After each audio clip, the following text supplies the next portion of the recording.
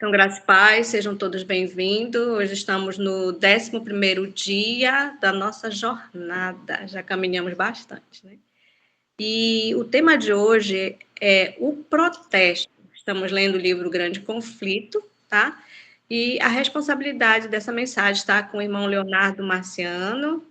É a primeira de muitas, né, irmão Leonardo, aqui com a gente, se Deus quiser. E o irmão Leonardo, ele faz parte da associação ABA. E com o Senhor a palavra. Seja bem-vindo. Obrigado, irmã. Graças e paz a todos. Um excelente dia a todos. Então, hoje vamos tratar, desse tema tão magnífico, um dos capítulos mais lindos do livro Grande Conflito, que é o capítulo 11, que tem como título O Protesto. O interessante desse tema, o interessante desse capítulo, que embora seja uma linda história no passado, embora nós olhamos e dizemos que inspirador essa história é um reflexo que está no passado, mas que se apresenta hoje, no nosso momento, de maneira forte, e que muitas vezes nós acabamos por não entender ou não estar apercebidos em relação ao quanto esse capítulo, embora esteja no passado, se conecta exatamente com o tempo que vivemos hoje. O protesto que aconteceu em Espira, a princípio, quando o rei Carlos V, após ter dado uma certa liberdade religiosa para que houvesse a pregação da mensagem de Lutero no seu tempo, começa a buscar junto à Igreja Romana bases e princípios que poderiam acabar ou sufocar, ou no mínimo limitar a mensagem trazida naquele tempo. Então nós vemos que o rei Carlos V, ele vai trazer uma proposta de que se poderia até pregar a mensagem de Lutero, desde que fosse apenas aqueles que já haviam se convertido à mensagem. Mas a mensagem não poderia ser expandida a outros.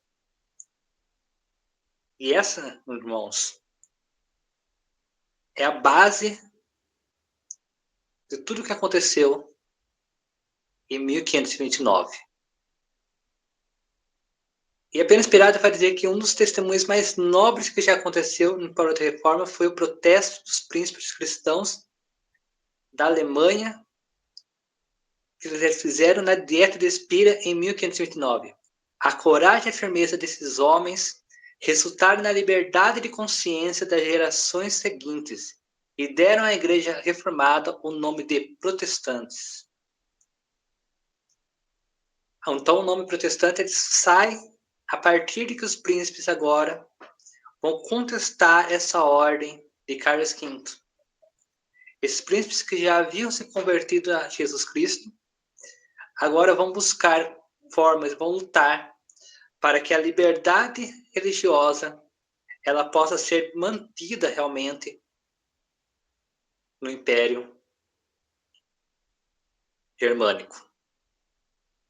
A grande questão, meus irmãos, é que, linkando com os dias de hoje, por muitas vezes nós falamos que nós vivemos num país de liberdade religiosa.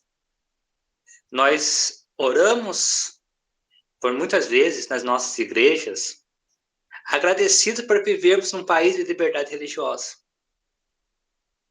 Mas a realidade é que, se no púlpito eu sou impedido de trazer certas mensagens, com o risco de a igreja ser multada, ou, inclusive, o pregador poder ser preso ao trazer algumas determinadas mensagens que vão contra algumas ideias desse mundo de trevas, não há liberdade religiosa. E muitas vezes, o que acontece é que, como eu disse, nós olhamos esses príncipes aqui, que nós vemos no capítulo 11, que vão batalhar aqui pela fé, pela liberdade religiosa, pela liberdade de pensamentos. Mas muitas vezes nós podemos nos acovardar quando a luta está na nossa vez. É muito bonito nós vermos a história dos outros. É muito inspirador ver a história dos outros. Mas quando na nossa vez nos colocarmos em risco, nós, por muitas vezes, nós negamos a fé. E a liberdade religiosa, a liberdade de consciência, ela é fundamental para a fé cristã. Carlos V estava determinado a pagar a reforma, mas sempre que levantava a mão para copiá-la, era forçado a dirigir o golpe para outra parte. Vez após vez, em momentos críticos, o exército turco aparecia na fronteira, ou o rei da França, ou até mesmo o Papa guerreava contra ele dessa maneira.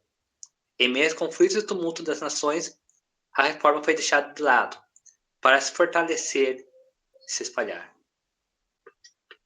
Meus irmãos, existe uma batalha espiritual. O grande conflito está na nossa volta. Às vezes, nós acabamos por estar desapercebidos com as correrias do dia a dia, com as diligências, com o trabalho, com estudos, com famílias, com dificuldades que o próprio inimigo coloca no nosso caminho para distrair a nossa atenção.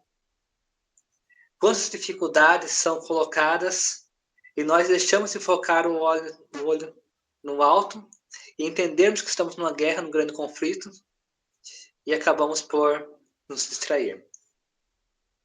Um ponto disso, por exemplo, é quando acontece algum conflito na igreja, onde nós não percebemos que é o inimigo que está ali tentando agir, tentando impedir que a obra de Deus avance, fazendo com que os irmãos não estejam em união.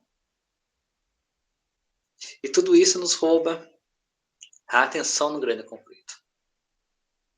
Mas Deus, no tempo de Espira, em 1529, ele estava ali agindo para que, mesmo Carlos V tentando repreender a reforma protestante, outras guerras pudessem fazer com que ele desse uma liberdade, porque ele estava com atenção em outras coisas. Meus irmãos, esse assunto é muito sério. Deus está batalhando por nós nesse momento. Os irmãos podem não ver, mas aí onde os irmãos estão, aí onde você está assistindo esse vídeo, existe uma guerra espiritual.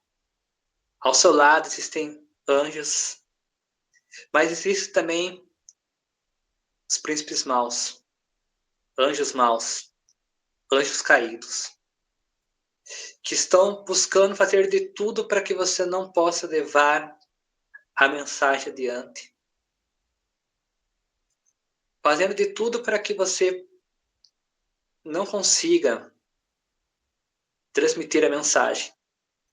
Para que você se amedronte ao pregar o nome de Jesus Cristo.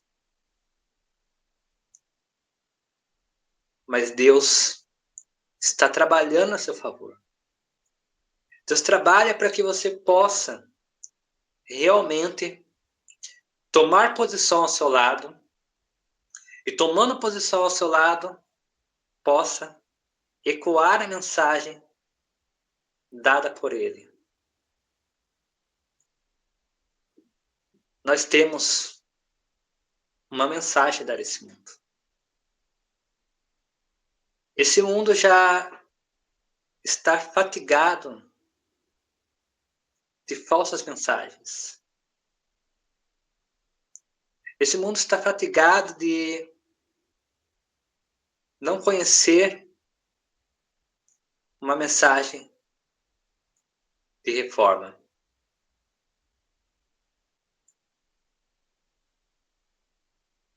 A pena esperada vai dizer que a tolerância religiosa já tinha sido estabelecida por lei.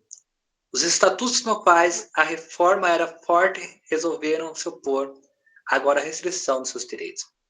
No lugar de Lutero estavam seus cooperadores, e os príncipes de Deus haviam levantado para defender sua causa. Frederico da Saxônia havia morrido, mas o duque João, seu sucessor, havia recebido a reforma com alegria e demonstrava grande coragem. Os padres exigiam que os estados haviam aceitado a reforma se sujeitassem à jurisdição romana. Os reformadores, por sua vez, não podiam consentir com a reforma. Não podiam consentir com Roma. Desculpe. Então, meus irmãos, nós vemos que esse príncipe, eles agora estavam sendo sufocados por Roma. Mas eles estavam dispostos a lutar pela causa de Deus.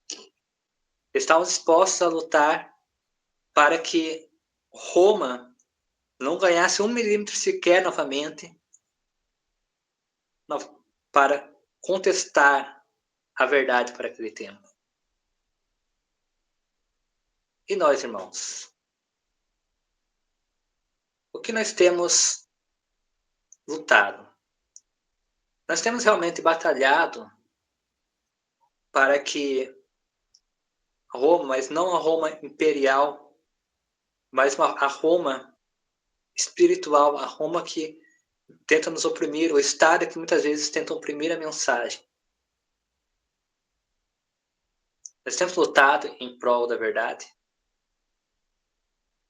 Você tem lutado em prol da verdade quando você é questionado sobre a sua fé? Você tem lutado em prol da verdade quando você está em uma comunidade? Quando você está com pessoas que não são da mesma fé no seu trabalho? Será que você no seu trabalho tem realmente levantado a bandeira de Jesus Cristo e da reforma ali no seu trabalho? Porque muitas vezes é fácil nos perdermos. Muitas vezes é fácil cairmos nas mesmas brincadeiras no trabalho, brincadeiras muitas vezes que desagradam a Deus. Quantas vezes e quantos de nós mudamos até o nosso palavreado por causa das pessoas que estão à nossa volta? Quantas vezes podemos trabalhar numa empresa, numa fábrica, numa firma, e ali haver expressões de gírias, e nós pegarmos aquelas expressões de gírias e trazermos para agora para o nosso contexto espiritual, inclusive, na casa de Deus. Meus irmãos, Deus, ao longo que nós continuaremos a falar nessa manhã, está nos chamando a tomarmos posição. Você é o príncipe, você é a princesa de Deus. É você que tem que defender a bandeira da verdade. É você que tem que tomar essa posição contra essa Roma. Mas que posição você tem tomado quando existem pautas sensíveis? Pautas que o mundo tem uma maioria com a opinião. Você tem seguido a minoria, mesmo com o risco de ser taxado, muitas vezes, como preconceituoso, de ser taxado, muitas vezes, como alguém que não aceita por defender a verdade. E eu não estou dizendo que nós não devemos buscar aqueles que estão no mundo caído. Pelo contrário, é nosso dever, é nossa missão. Nós somos missionários.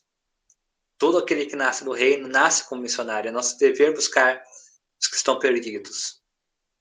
Mas é nosso dever não precisa misturar na lama para tirar alguém da lama. Eu preciso estender a mão fora da lama para puxar aquele que está dentro da lama. Mas muitas vezes nós podemos estar ali dentro da lama, nos sujando, e ainda com a desculpa de que queremos buscar outras pessoas que estão. Meus irmãos, esse é um assunto muito sério. Esse é um assunto que trata diretamente de como nós nos posicionamos em relação à nossa fé.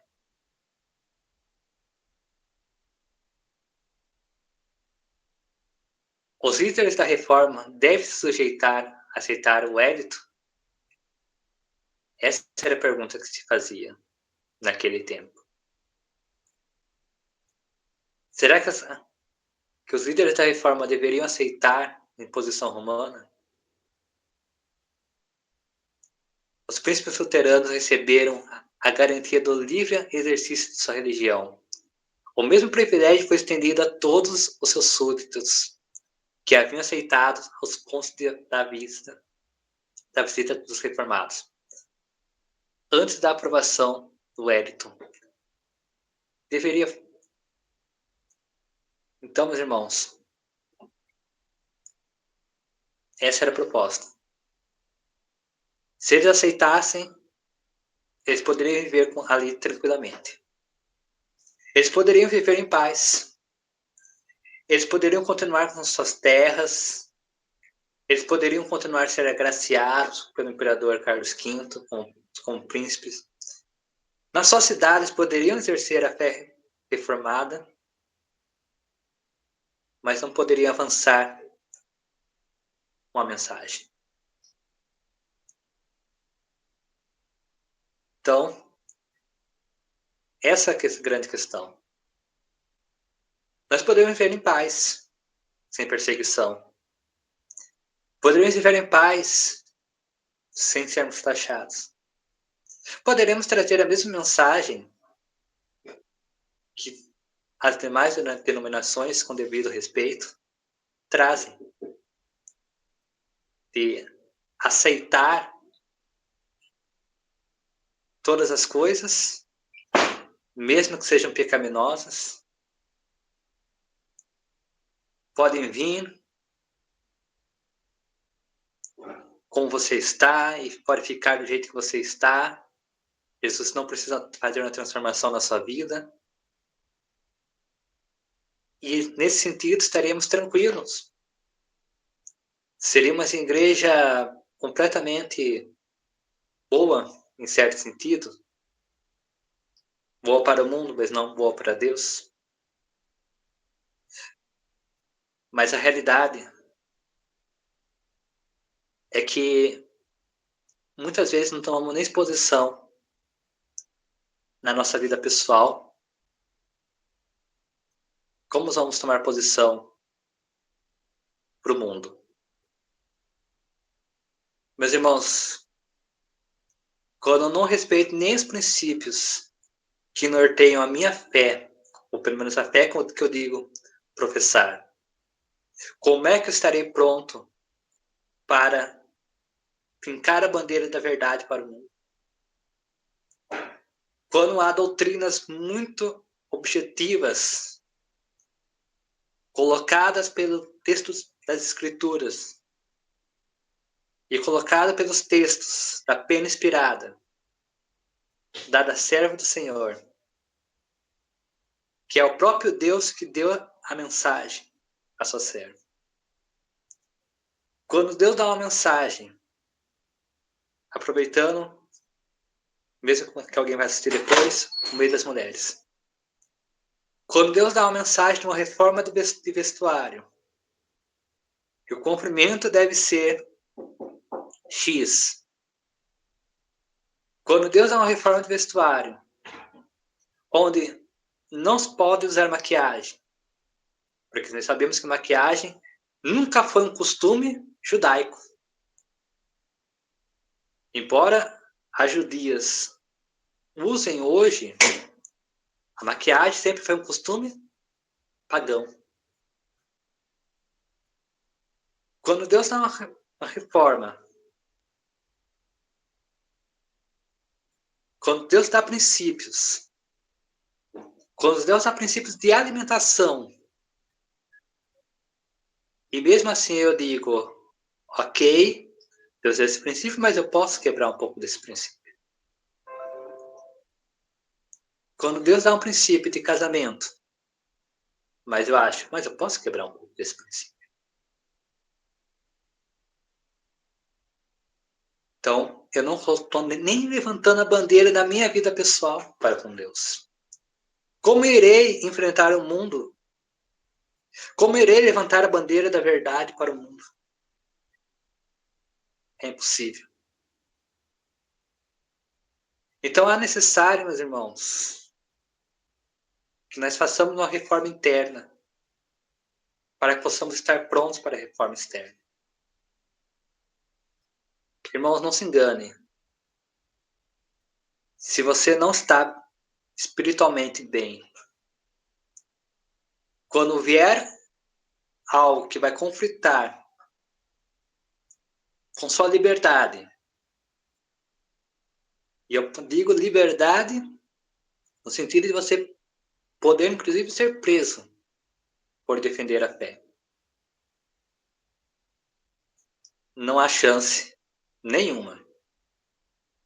Se eu não obedecer, se eu não tiver uma reforma interna, não há chance de eu realmente levantar a verdade em meio à opressão do Estado.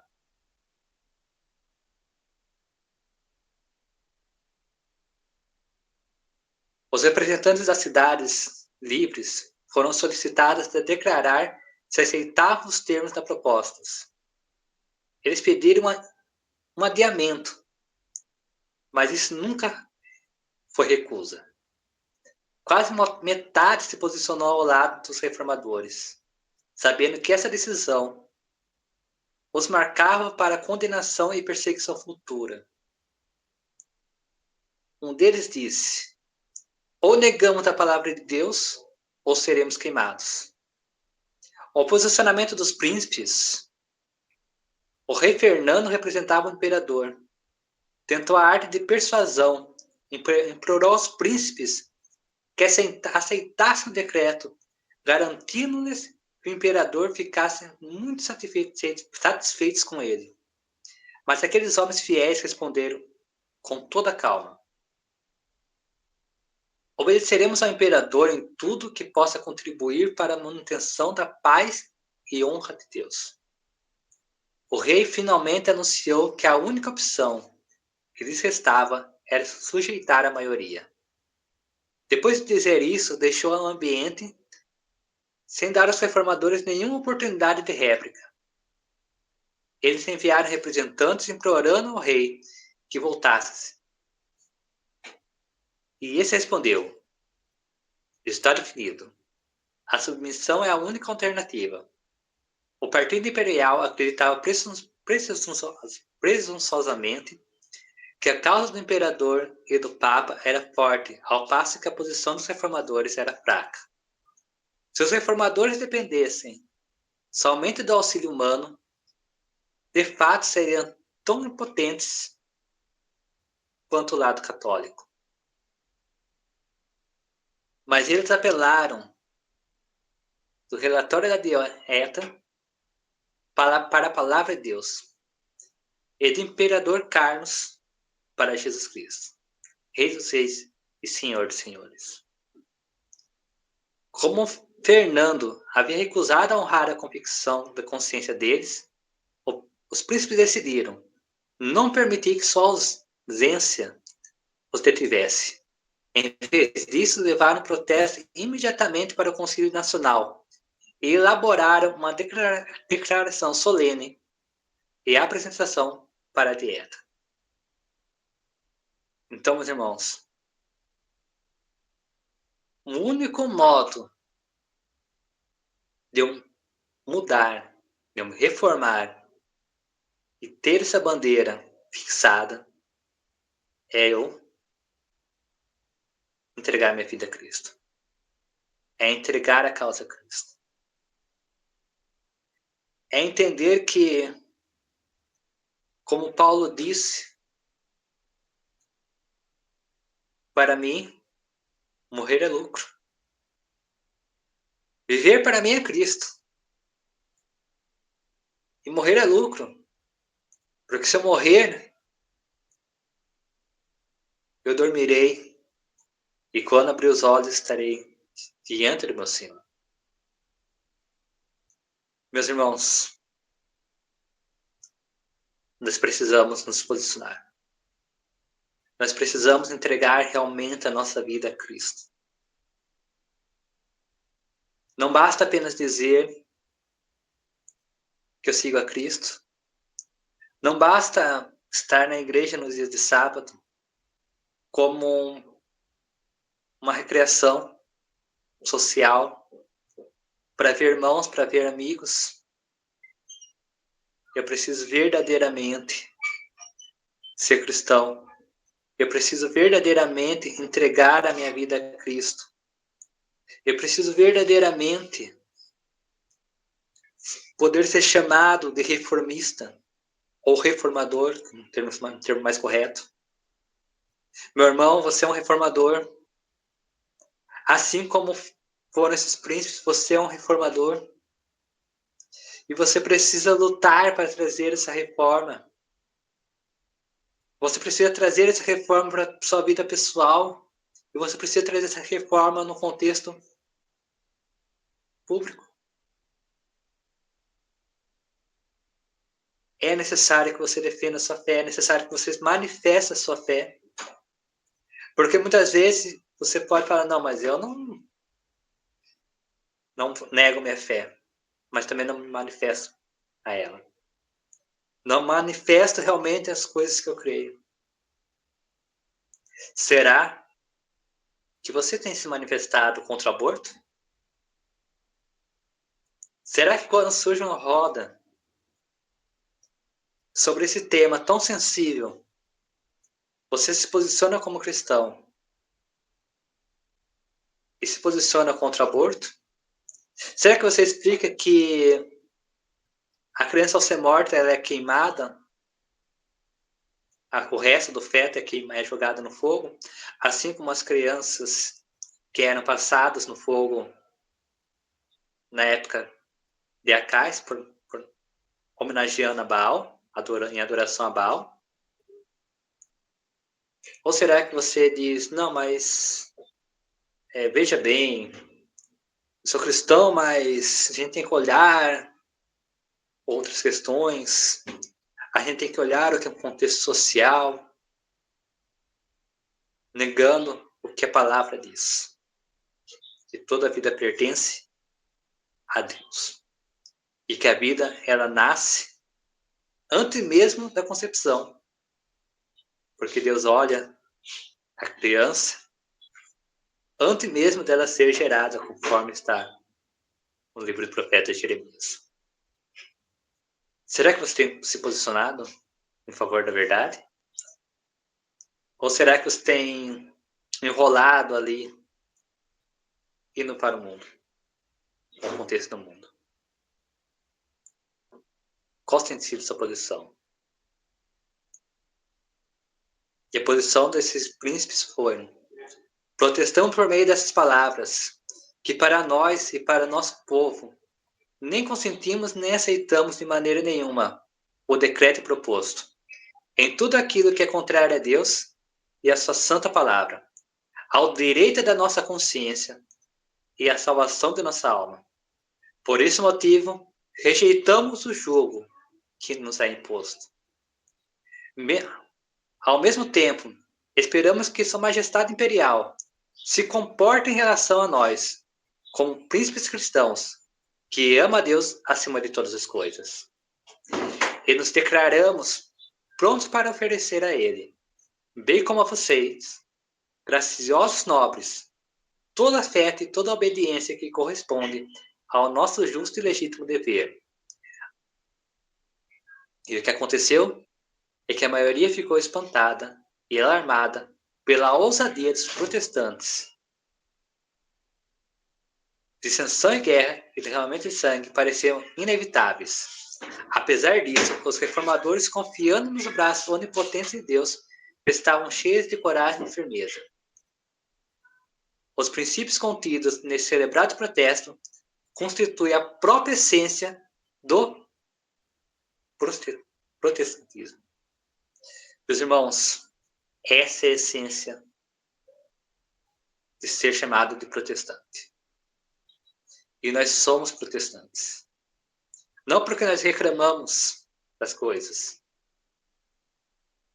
mas porque nós buscamos a verdade. Nós defendemos a verdade. Nós defendemos a verdade mesmo quando a maioria não defende a verdade. Mesmo quando a maioria está contra nós. Mesmo quando o Estado cria leis que são contra a nossa fé, que são contra os princípios bíblicos, que são contra os princípios cristãos. Nós nos posicionamos em favor da verdade. Agora, se posicionar em favor da verdade é dizer e falar a verdade e levar a verdade. Não é somente estar entre quatro paredes para poder dizer, não, mas eu sou contra isso. Não, meus irmãos. Se posicionar em favor da verdade é ir diretamente ao olho do furacão. Assim como esses príncipes fizeram, que foram direto, com risco de haver guerras, com risco de haver conflitos. Mas sem medo desses conflitos, sem medo dessas guerras. Sem medo de perder sua posição social. Defenderam a fé naquilo que eles criam. Você vai se posicionar a partir de hoje? Publicamente? Ou você vai dizer que é apenas cristão, que você é contra, novamente, o aborto, você é contra pautas que, como esse vídeo vai ser gravado, está sendo gravado, vai ser colocado no YouTube. Não vou colocar aqui para não haver nenhum tipo de trava, de xadambã. Mas será que você vai se posicionar realmente como cristão? Será que você vai largar aquilo que tem te atrapalhado espiritualmente, da comunhão com Deus, para se posicionar como reformista? Será que você realmente vai aos pés da cruz e vai ter essa comunhão com Deus para que você possa estar preparado para defender sua verdade no seu trabalho? Para que você possa defender a verdade nas escolas? Para que você possa defender a verdade, inclusive na igreja, quando algumas pessoas, e muitas vezes a maioria das pessoas, estiverem no caminho errado.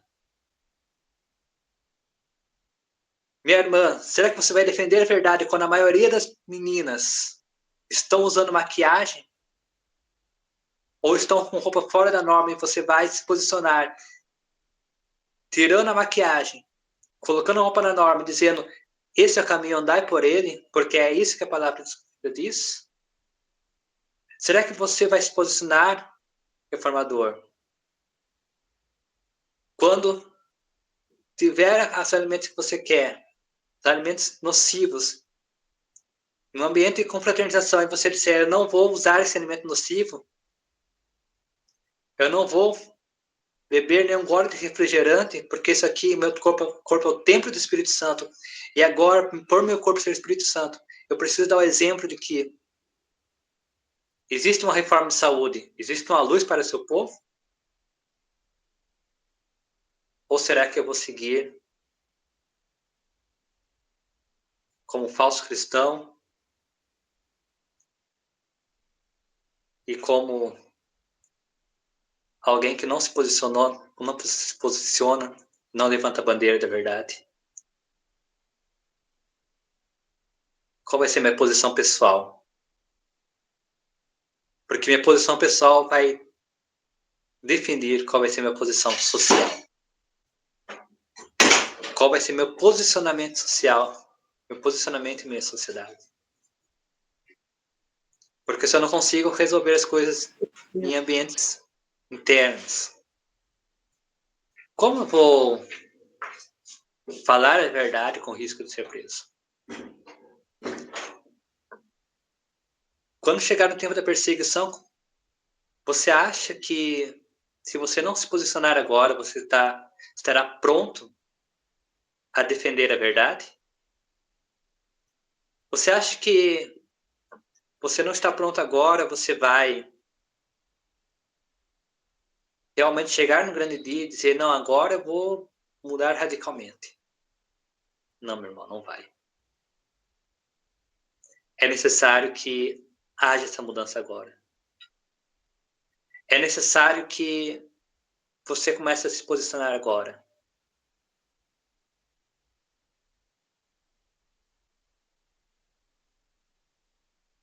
Meus irmãos, existe uma verdade. E essa verdade deve ser levada com clareza. Naquela elevada assembleia formal, os reformadores apresentaram com clareza as verdades do Evangelho e apontaram os erros da Igreja Católica. A ocasião foi chamada de a maior dia da Reforma e um dos mais gloriosos da história do cristianismo e da humanidade. Lutero havia se apresentado sozinho em Worms, mas naquele momento, em seu lugar, estavam os príncipes mais poderosos do império. Ele escreveu: sinto uma alegria que não cabe em mim, por ter vivido até esta hora, a fim de ver a Cristo publicamente exaltado por fiéis, tão ilustres em uma assembleia sobre modo gloriosa. Aquele que o imperador havia proibido que se pregasse no púlpito foi proclamado no palácio.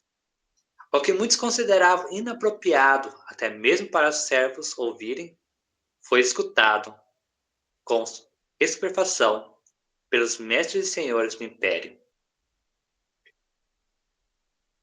Príncipes coroados eram os pregadores, e o sermão foi a verdade real de Deus. Desde a era apostólica, nunca houve obra maior ou uma conclusão mais magnífica.